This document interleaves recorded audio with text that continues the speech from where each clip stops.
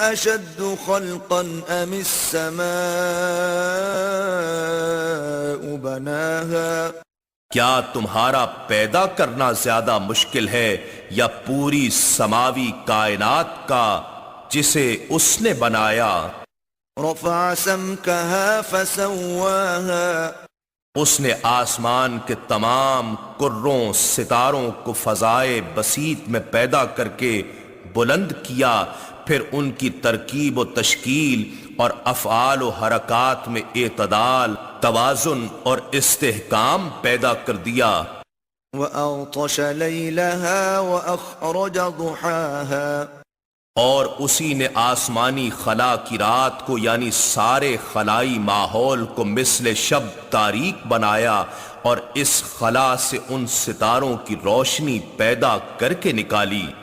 والأرض بعد ذلك دحاها اور اسی نے زمین کو اس ستارے سورج کے وجود میں آ جانے کے بعد اس سے الگ کر کے زور سے پھینک دیا اور اسے قابل رہائش بنانے کے لیے بچھا دیا۔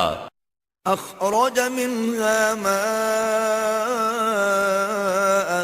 ومرعاها اسی نے زمین میں سے اس کا پانی الگ نکال لیا اور بقیہ خشک قطعات میں اس کی نباتات نکالیں، والجبال أرساها اور اسی نے بعض مادوں کو باہم ملا کر زمین سے محکم پہاڑوں کو ابھار دیا۔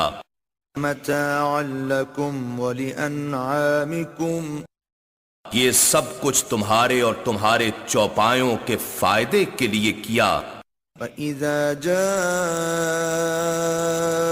الطامة الكبرى پھر اس وقت کائنات کے بڑھتے بڑھتے اس کی انتہا پر ہر چیز پر غالب آ جانے والی بہت سخت آفت قیامت آئے گی۔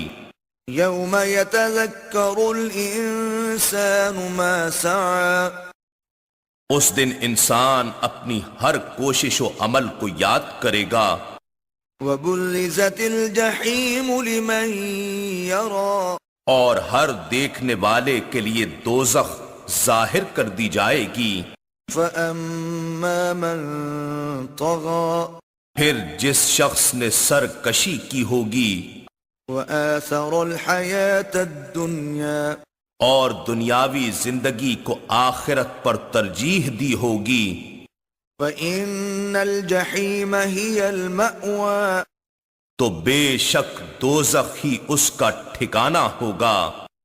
وأما من خاف مقام ربه ونهى النفس عن الهوى اور جو شخص اپنے رب کے حضور کھڑا ہونے سے ڈرتا رہا اور اس نے اپنے نفس کو بری خواہشات و شہوات سے باز رکھا، فإن الجنة هي المأوى تو بے شک جنت ہی اس کا ٹھکانہ ہوگا۔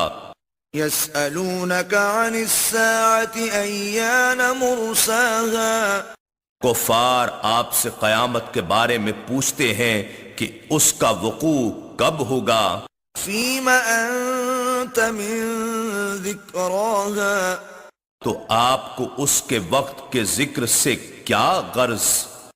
إلى ربك منتهاها اس کی انتہا تو آپ کے رب تک ہے، یعنی ابتدا کی طرح انتہا میں بھی صرف وحدت رہ جائے گی۔ انما انت منذر من يخشاها آپ تو محض اس شخص کو ڈر سنانے والے ہیں جو اس سے خائف ہے۔ كأنهم يوم يرونها لم يلبثوا إلا عشية أو ضحاها گویا وہ جس دن اسے دیکھ لیں گے تو یہ خیال کریں گے کہ وہ دنیا میں ایک شام یا اس کی صبح کے سوا ٹھہرے ہی نہ تھے۔